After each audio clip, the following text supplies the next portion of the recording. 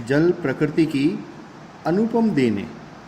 पानी जो है वो अपने को प्रकृति से मिलता है और यह हमको प्रकृति की अनुपम देन है जल, जो कि पृथ्वी पर समस्त मानवीय क्रियाओं को आधार प्रदान करता है। ठीक है ना, मनुष्य की जितनी भी क्रिया हैं वो जल के बिना अधूरी है। तो समस्त क्रियाओं को आधार जो प्रदान करता है वो जल है। जल संसाधन किसी भी देश के सामाजिक आर्थिक विकास के लिए एक प्राथमिक आवश्यकता है। जल संसाधन जो है वो किसी भी देश के सामाजिक आर्थिक विकास के लिए एक प्राथमिक आवश्यकता है। अब संसाधन मतलब क्या? तो संसाधन का मतलब है पृथ्वी एवं अन्य ग्रहों एवं उपग्रहों पर पाया जाने वाला प्रत्येक पदार्थ जो मनुष्य के लिए उपयोगी है वह संसाधन कहलाता है। ठीक है, तो संसाधन किसे कहेंगे? जो मनुष्य के लिए प्रकृति के द्वारा ऐसा पदार्थ जो मनुष्य के लिए उपयोगी है। ठीक है ना, चाहे वो ग्रह से मिले, चाहे उपग्रह से मिले, चाहे पृथ्वी से मिले, ऐसा जो पदार्थ है जो मनुष्य के लिए उपयोगी है उसे अपन संसाधन कहेंगे। प्राचीन काल में नदी घाटियां ही सभ्यता विकास के स्थल रही है। ठीक है ना, प्राचीन समय से ही नदी घाटियां जो है, नदी जो है वहाँ की सभ्यता के विकास का स्थल रही है। पृथ्वी के धरातल पर 71% जल तथा 29% स्थल है। जो पृथ्वी का जो धरातल है, ठीक है ना, उसमें जल का भाग जो है वो 71% है और स्थल जो पृथ्वी है, धरातल है, उसका भाग है 29%। पृथ्वी पर उपलब्ध जल का 97% भाग महासागरों में खारे पानी के रूप में पाया जाता है। मतलब कुल 71% जो जल है उसमें से 97% जो जल है वो महासागरों में खारे पानी के रूप में पाया जाता है। ठीक है ना, और शेष 3% जल ही मीठा जल है। इस प्रकृति के अंदर, इस धरातल के ऊपर जो 3% जो पानी है वही मीठा जल है, जिसका उपयोग विभिन्न कार्यों हेतु संभव है। इस 3% जल को यदि 100 इकाई के रूप में ले तो इसका भी 69% भाग हिम के रूप में, हिम टोपियों एवं हिम नदों में कैद है। मतलब बर्फ के रूप में जमा हुआ है। ये 69% जो भाग है वह बर्फ के रूप में जमा हुआ है तथा 30% भाग जो है वो भूमिगत जल के रूप में, मतलब पृथ्वी के अंदर है, भूमि के अंदर है। ठीक है ना, 30% जो भूमि जल है वो हमको दिखता नहीं है, वो भूमि के अंदर है। शेष 1% जल का उपयोग ही मानव पेयजल, कृषि एवं सिंचाई तथा अन्य आर्थिक क्रियाओं के लिए करते हैं। मतलब हमारे पास में जो पानी है वो हमारे उपयोग के लिए वो कितना प्रतिशत है? तो केवल 1% है। उसमें मनुष्य उस 1% पानी को पीता भी है, उसमें खेती भी करता है, उसमें सिंचाई भी करता है और समस्त आर्थिक क्रियाओं को संपादित भी उस 1% जल से करता है। भारत सरकार के जल संसाधन मंत्रालय के अनुसार भारत में कुल उपयोग योग्य जल की उपलब्धता 1869 बिलियन क्यूब मीटर है। भारत में कुल जल उपयोग की उपलब्धता कितनी है? 1869 क्यूब मीटर है। इसमें से केवल 1123 बिलियन क्यूब मीटर जल ही उपयोग में लिया जा सकता है। ठीक है ना, कुल कितना है पानी? तो 1869 है, उसमें से कितना उपयोग में लिया जा सकता है? तो 1123। इस मानव उपयोगी जल में से 690 बिलियन क्यूब मीटर सतही जल है। 690 तो सतही जल है और 433 बिलियन क्यूब मीटर भूजल है, मतलब अंदर है, जमीन के अंदर है वह जल। सन 2000 में भारत में जल की कुल आवश्यकता 634 बिलियन क्यूब मीटर प्रति वर्ष थी। 2000 में, सन 2000 में भारत में कुल पानी की कितनी आवश्यकता थी? तो 634 थी तथा सन 2025 में यह मांग बढ़कर 1023 बिलियन क्यूब मीटर हो जाएगी। ठीक है, सन 2025 में यह मांग बढ़कर 1023 क्यूब मीटर हो जाएगी।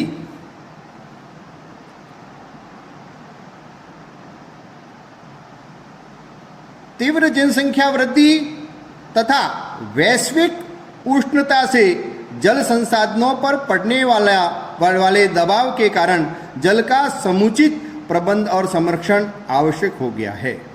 ठीक है ना, बढ़ती जनसंख्या वृद्धि और वैश्विक उष्णता। वैश्विक उष्णता क्या है?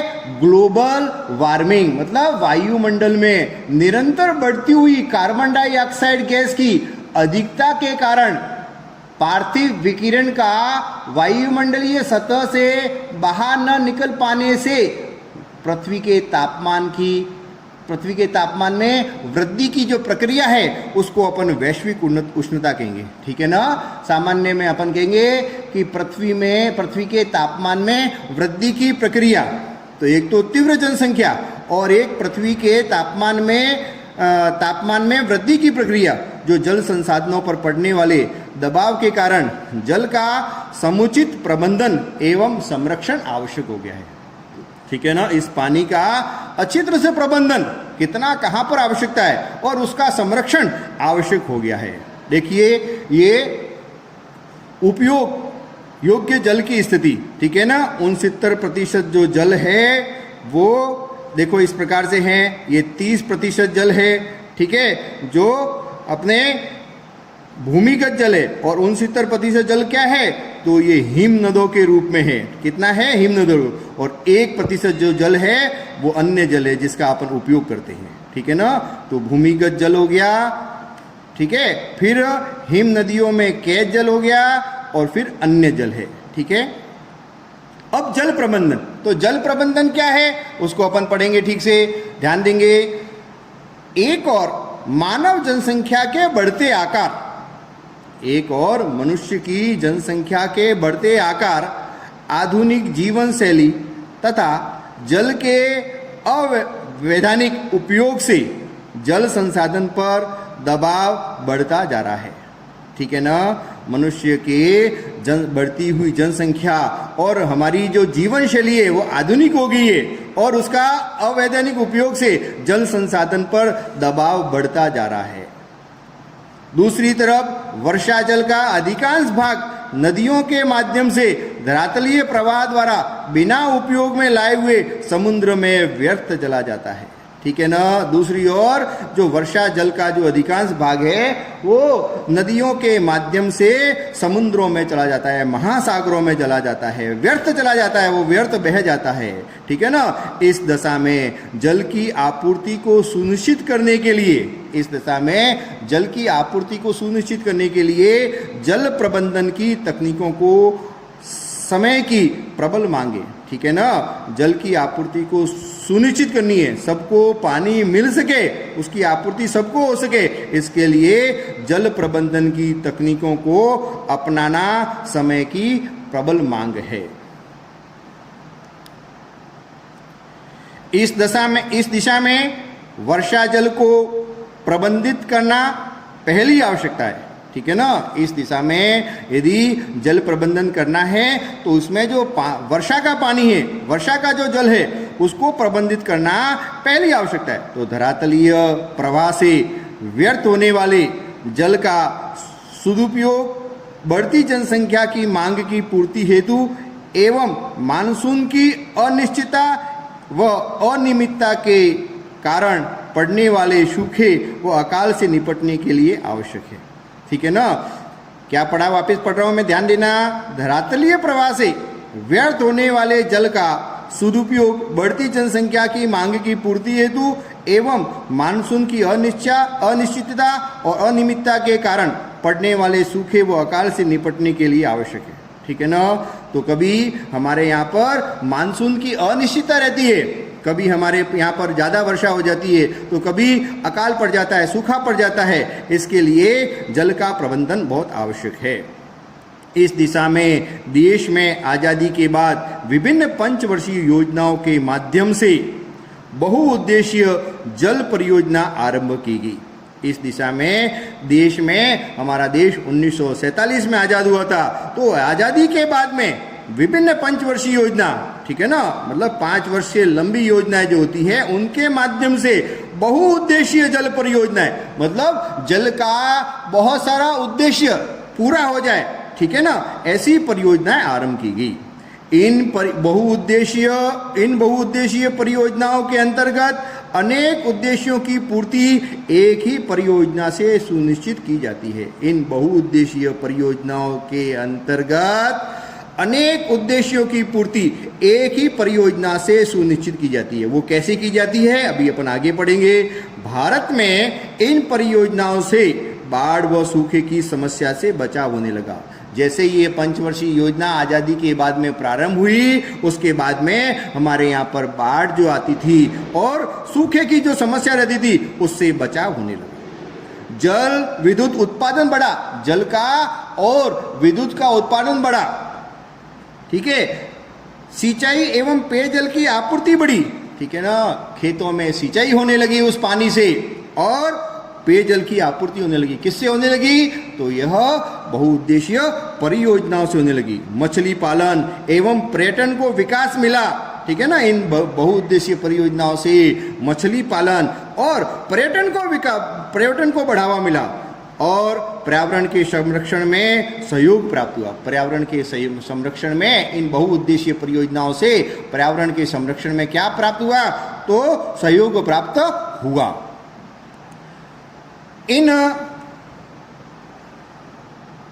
अब देखो बहुउद्देशीय परियोजनाओं में क्या क्या, बहुउद्देशीय परियोजनाओं से हमारे क्या क्या लक्ष्य की पूर्ति होती है, तो बहुउद्देशीय परियोजनाओं से एक से अधिक उद्देश्यों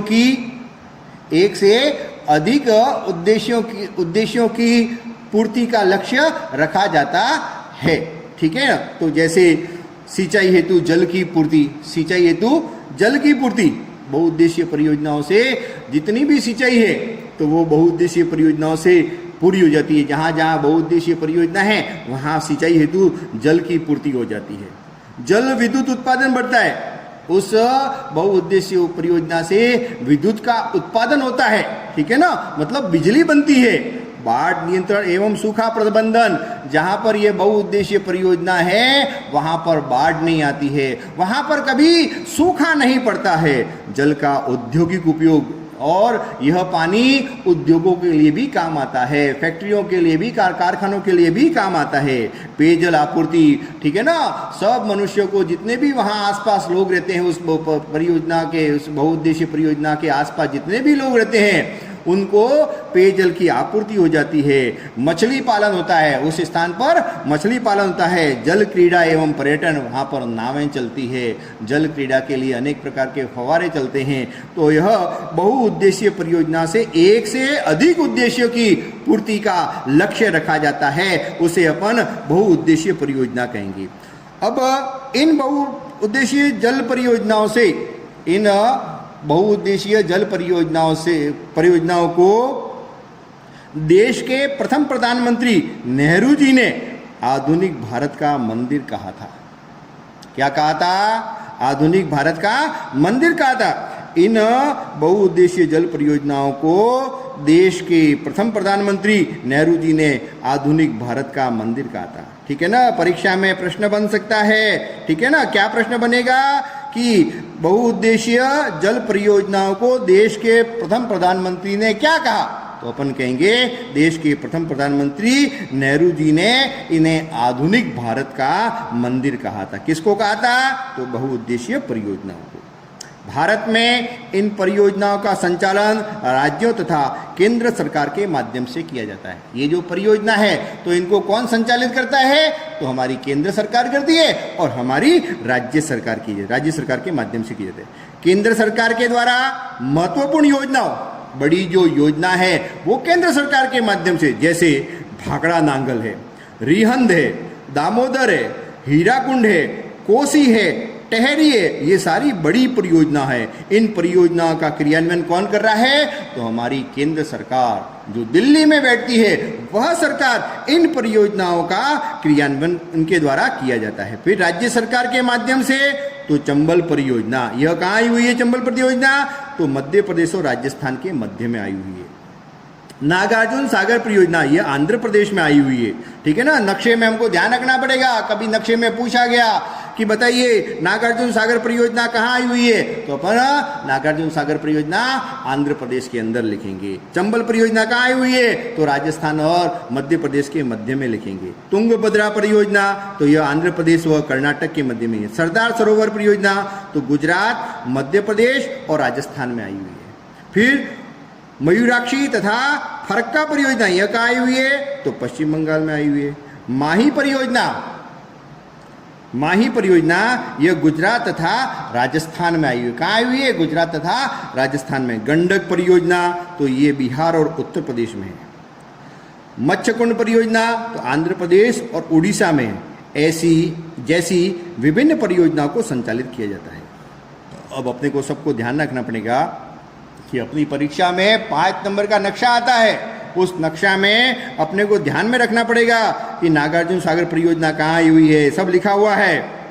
मयूराक्षी तथा फरक्का परियोजना कहाँ आई हुई है, तो अपन लिखेंगे पश्चिम बंगाल में। माही परियोजना कहाँ आई हुई, तो गुजरात और राजस्थान में। गंडक परियोजना कहाँ आई हुई, तो बिहार और उत्तर प्रदेश में। यह अपने को सबको ध्यान रखना पड़ेगा, ठीक है ना। अब केंद्र सरकार की महत्वपूर्ण जो योजना है, परियोजना है, वह है भाखड़ा नांगल परियोजना, ठीक है ना। सबसे महत्वपूर्ण जो परियोजना है केंद्र सरकार की, वह है भाखड़ा नांगल परियोजना, जो 1948 में आरंभ होकर, कब आरंभ हुई थी, 1948 में आरंभ होकर 1963 में पूर्ण हुई, ठीक है ना। 1948 में इस परियोजना का, जब अपना देश 1947 में आजाद हुआ था, और 1948 में यह योजना आरंभ हुई और 1963 में पूर्ण हुई। देश की सबसे बड़ी एवं महत्वपूर्ण बहुउद्देशीय परियोजना, जो सतलज नदी पर हिमाचल प्रदेश में बिलासपुर के निकट स्थापित है।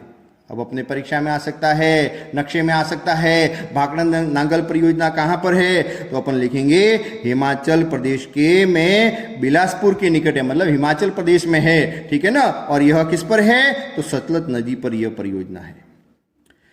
यह पंजाब, हरियाणा और राजस्थान की संयुक्त परियोजना है, ठीक है ना। इस परियोजना का लाभ राजस्थान वाले भी लेते हैं, हरियाणा वाले भी लेते हैं और पंजाब वाले भी लेते हैं। इसका उद्देश्य सतलज तथा यमुना के मध्यवर्ती भागों में सिंचाई, जल विद्युत, पेयजल की आपूर्ति के द्वारा आर्थिक विकास करना है। इस परियोजना का जो उद्देश्य है, वो क्या उद्देश्य है, तो सतलज और यमुना के मध्यवर्ती भागों में सिंचाई करना, मतलब वहां पर जितने भी खेती है, तो इस परियोजना के माध्यम से वहां पर खेती होती है। जल विद्युत उत्पादन होता है, पेयजल, वहां जितने भी लोग रहते हैं तो उनको पेयजल की आपूर्ति होती है। आपूर्ति के द्वारा आर्थिक विकास करना, उस क्षेत्र का आर्थिक विकास भी होता है इस परियोजना से। इस योजना के तहत 2 बांध पंजाब के अंबाला जिले में बनाएंगे। इस योजना के तहत 2 बांध, ठीक है ना, ये भाखड़ा नांगल जो परियोजना है, इसके तहत 2 बांध पंजाब के अंबाला जिले में बनाए गए। पहला भाखड़ा बांध, जो कि 500 मीटर लंबा तथा 226 मीटर ऊंचा है, ठीक है ना। कितना है भाखड़ा बांध, 518 मीटर लंबा, मतलब 518 मीटर मतलब 1 मीटर में 1 मीटर 3.25 फीट का होता है। मतलब कितना लंबा है, 518 फीट लंबा है। और ऊंचा कितना है, 226 मीटर ऊंचा है। सीमेंट तथा कंक्रीट से निर्मित विश्व के सीधे खड़े गुरुत्वीय बांधों में यह सबसे ऊंचा बांध है, ठीक है ना। विश्व के सीधे खड़े बांधों में यह सबसे ऊंचा बांध है। दूसरा भाखड़ा बांध है, ठीक है ना। दूसरा भाखड़ा बांध है, जो 13 किलोमीटर नीचे नांगल नामक स्थान पर बनाया गया है, ठीक है ना। पहला भाखड़ा बांध, जो कि 518 मीटर लंबा और 226 मीटर ऊंचा है, सीमेंट तथा कंक्रीट से निर्मित विश्व के नीचे खड़े गुरुत्वीय बांधों में यह सबसे ऊंचा बांध है। दूसरा भाखड़ा बांध से 13 किलोमीटर, इस भाखड़ा बांध जो है इससे 13 किलोमीटर नीचे नांगल नामक स्थान पर बनाया गया है, जो कि भाखड़ा बांध के अतिरिक्त जल को यह जो नांगल नामक स्थान पे जो बांध बनाया गया है, यह भाखड़ा का जो पानी है, भाखड़ा बांध का जो पानी है, उसके अतिरिक्त जल को सिंचित करने के उद्देश्य से बनाया गया है। अब देखेंगे ये अपना पूरा भाखड़ा नांगल परियोजना का क्षेत्र है। ये भाखड़ा नांगल परियोजना का क्षेत्र है और उसके बाद में यह भाखड़ा नांगल परियोजना है, ठीक है ना। अब देखो यहां पर आप देखेंगे, इस स्थान पर देखेंगे तो ये भाखड़ा बांध है, उसके नीचे अपन देखेंगे तो ये नांगल बांध है, ये सतलज नदी है, ठीक है ना। ये पंजाब के आसपास है और पंजाब और हिमाचल के आसपास में ये बहती है, ठीक है। तो इस पर ये बांध दोनों बनाए गए हैं। ये अंबाला जिला आप देख रहे हैं, ठीक है। अब भाखड़ा नांगल परियोजना जो है, इस में 8.2 चित्र देखेंगे। इस चित्र में यहां लिखा है, इस भाखड़ा नांगल बांध में भाखड़ा नांगल जो परियोजना में कुछ आश्चर्यजनक है। भाखड़ा नांगल जो परियोजना है कुछ अलग है, कुछ विस्मयकारी है, कुछ ऐसा है कि जिसे देखकर आपके दिल में हिलोरे उठती है। इतना बड़ा बांध है, विश्व के सबसे बड़े ऊंचे बांधों में वो बांध है और उसको देखकर आपके दिल में हिलोरे उठती है। और भाखड़ा पुनरुत्थित भारत का नवीन मंदिर है। भाखड़ा जो है वो पुनरुत्थित भारत का नवीन मंदिर है और यह भारत की प्रगति का प्रतीक है। यह भाखड़ा नांगल जो बांध है ये भारत की प्रगति का प्रतीक है। ये किसने कहा था? हमारे प्रथम प्रधानमंत्री जवाहरलाल नेहरू ने कहा था। इन बांधों से सिंचाई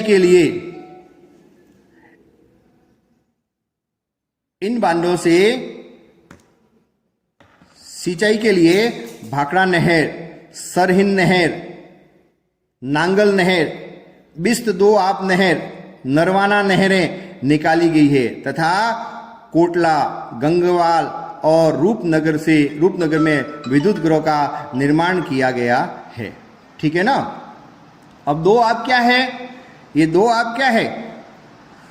तो दो आप का मतलब होता है किसी स्थान पर परस्पर मिलने वाली दो नदियों के बीच में स्थित मैदानी भाग। जब दो नदियां आपस में मिलती है और उसके जो बीच का जो मैदानी भाग है उसको अपन कहेंगे दोआब।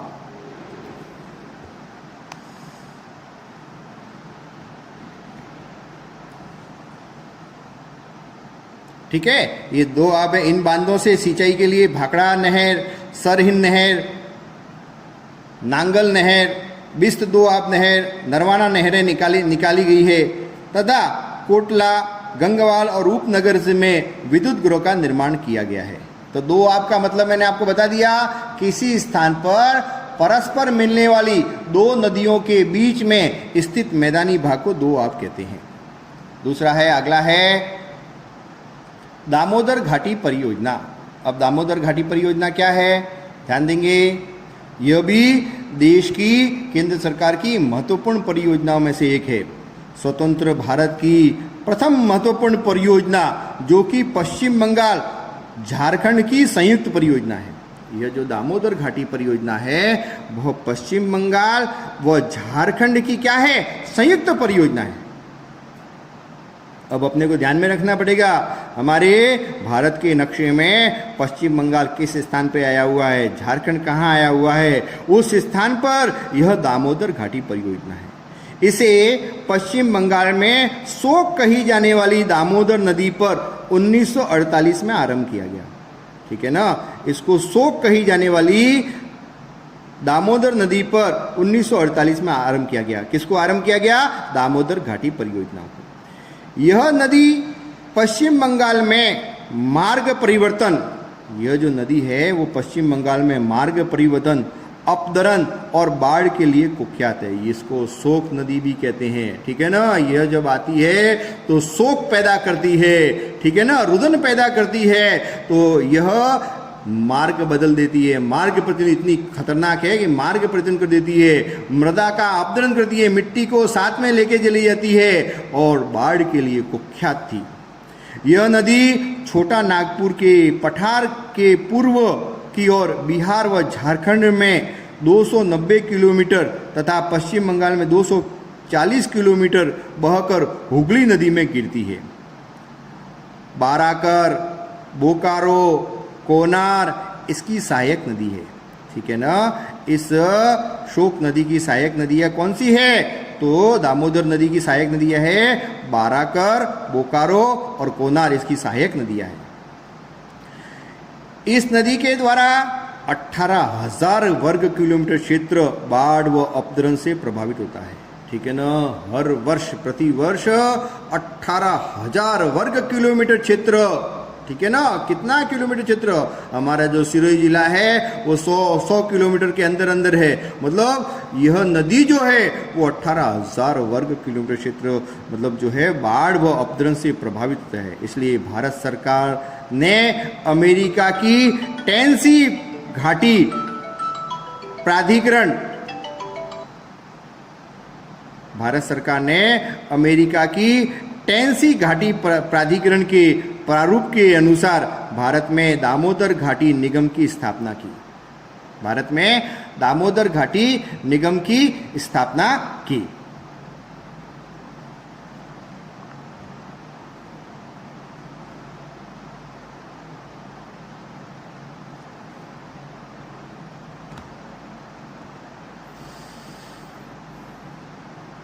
ध्यान देना वापस से इसलिए भारत सरकार ने अमेरिका की टेनेसी घाटी प्राधिकरण के प्रारूप के अनुसार, अमेरिका में टेनेसी नाम की कोई घाटी है उसके प्राधिकरण के उसके प्रारूप के अनुसार भारत में दामोदर घाटी निगम की स्थापना की। इस परियोजना का उद्देश्य क्या है? तो पश्चिम बंगाल और झारखंड के नदी घाटी का आर्थिक विकास कर स्थानीय निवासियों के जीवन स्तर में सुधार करना। अंडरलाइन करिए इसको। इस परियोजना का जो उद्देश्य है वो बंगाल और झारखंड के नदी घाटी का आर्थिक विकास कर स्थानीय निवासियों के जीवन स्तर में सुधार करना। इस योजना में बाराकर नदी पर मैथान व तलैया बांध, कोनार नदी पर कोनार और दामोदर नदी पर पंचेत पहाड़ी बांध एक दुर्गापुर बैराज का निर्माण किया गया। दुर्गापुर बैराज का निर्माण किया गया। बोकारो, चंद्रपुर, तलैया, ध्यान देना इधर,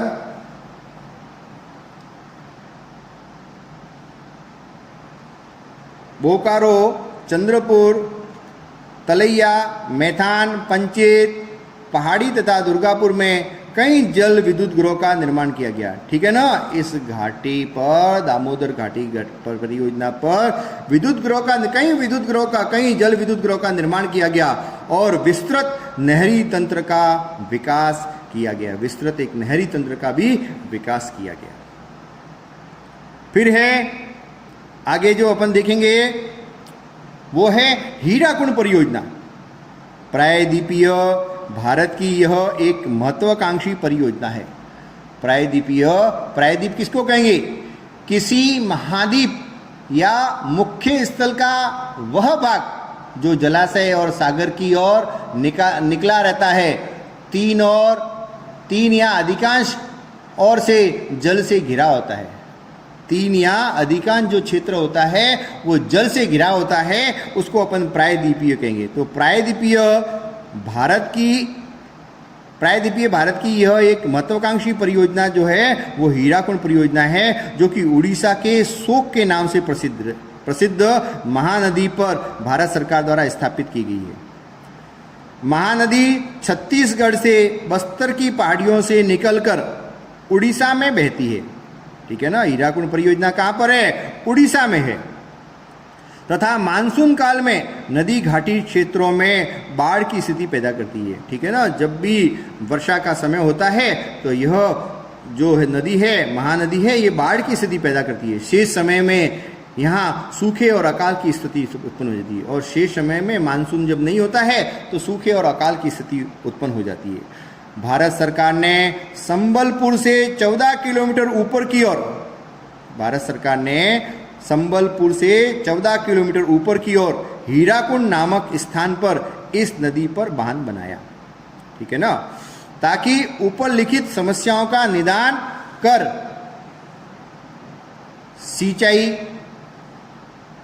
पेयजल की आपूर्ति हेतु जल की उपलब्धता सुनिश्चित की जा सके। ठीक है ना, इसलिए यहाँ पर बांध बनाया गया कि यहाँ पर सिंचाई है, पेयजल की आपूर्ति है और जल की उपलब्धता सुनिश्चित कीजिए। यह विश्व का सबसे लंबा बांध है।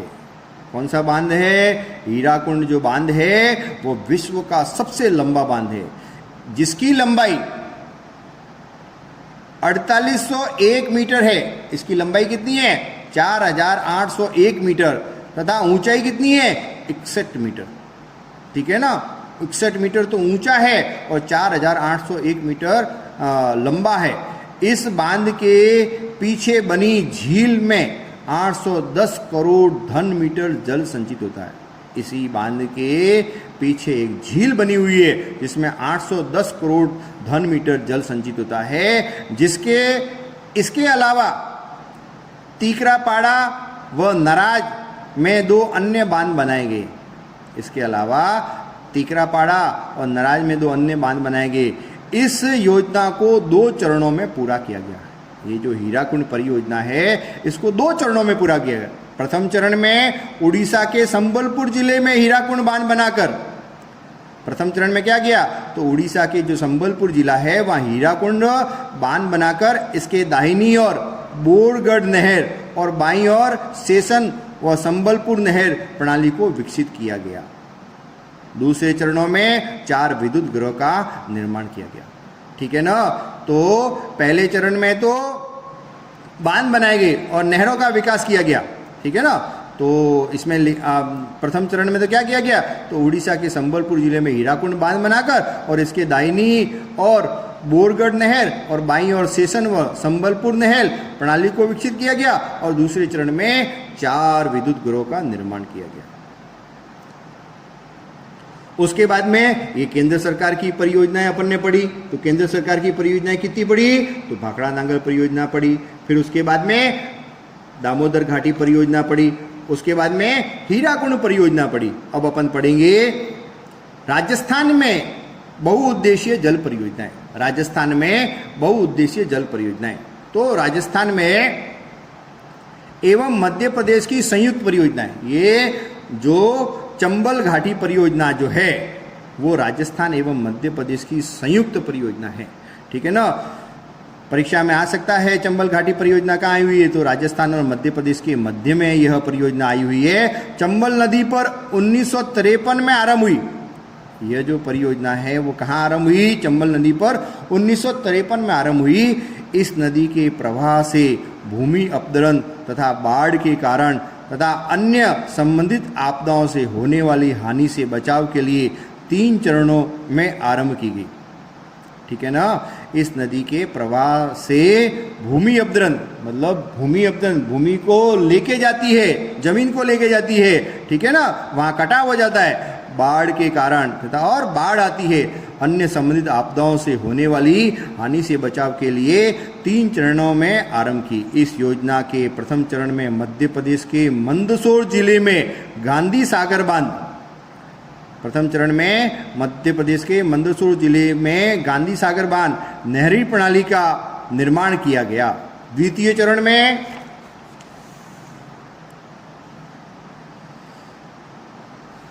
राजस्थान के चित्तौड़गढ़ में, द्वितीय चरण में राजस्थान के चित्तौड़गढ़ में रावत भाटा नामक स्थान पर राणा प्रताप सागर बांध एवं व जल विद्युत उत्पादन, और तीसरे चरण में कोटा बूंदी जिले की सीमा पर जवाहर सागर पिकअप बांध तथा विद्युत गृह का निर्माण किया गया। सन 1960 के दशक में ही कोटा बैराज का निर्माण किया गया, जिससे राजस्थान में नहरों के माध्यम से सिंचाई क्षेत्रों को बढ़ाया गया। ठीक है ना, राजस्थान में नहरों के माध्यम से सिंचाई क्षेत्रों को क्या किया गया? बढ़ाया गया। ठीक है ना,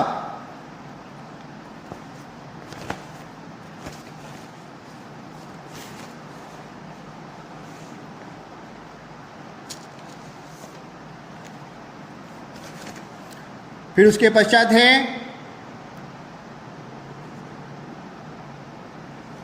माही बजाज सागर परियोजना। इस माही बजाज सागर परियोजना में देखेंगे, यह राजस्थान एवं गुजरात राज्यों की संयुक्त परियोजना है। ठीक है ना, माही बजाज सागर परियोजना राजस्थान एवं गुजरात की संयुक्त परियोजना है। इस हेतु विंध्याचल पर्वत से निकलने वाली माही नदी पर नवीन परियोजनाओं के लिए 1966 में दोनों राज्यों में करार हुआ। ठीक है ना, राजस्थान और गुजरात के दोनों राज्यों में इस परियोजनाओं के लिए 1966 में एक करार हुआ, मतलब एग्रीमेंट हुआ। यह परियोजना डूंगरपुर बांसवाड़ा के आदिवासी क्षेत्रों के आर्थिक विकास और सिंचाई एवं विद्युत सुविधाओं के विकास हेतु आरंभ की गई। यह परियोजना मुख्य रूप से डूंगरपुर और बांसवाड़ा में जो आदिवासी क्षेत्र है, जहां पर भील गरासिए लोग रहते हैं, उनके आर्थिक विकास, सिंचाई और विद्युत सुविधाओं के विकास हेतु आरंभ की गई। इस योजना के अंतर्गत राजस्थान के बांसवाड़ा के बोरखेड़ा नामक स्थान पर माही बजाज सागर बांध बनाया गया। इस योजना के अंतर्गत राजस्थान का जो बांसवाड़ा जिला है, उस बांसवाड़ा जिले के बोरखेड़ा नामक स्थान पर ये माही बजाज सागर बांध बनाया गया। गुजरात में गुजरात सरकार की लागत से कडाना बांध बनाया गया। गुजरात के अंदर गुजरात सरकार की लागत से कडाना बांध बनाया गया। नहरी प्रणाली को विकसित करने के उद्देश्य से मुख्य बांध में 500 मीटर नीचे कागदी पिकअप बांध बनाया गया। विद्युत तंत्र के विकास हेतु मुख्य बांध पर 2 विद्युत गृह का निर्माण किया गया। तो यह थी माही बजाज परियोजना। उसके बाद में है बीसलपुर परियोजना। यह बहुउद्देशीय जल परियोजना सिंचाई एवं पेयजल है। इस योजना में टोंक जिले के टोडा रायसिंह कस्बे के पास बीसलपुर स्थान पर बनास नदी पर 574 मीटर लंबा और 39.5 मीटर ऊंचा बांध बनाया गया।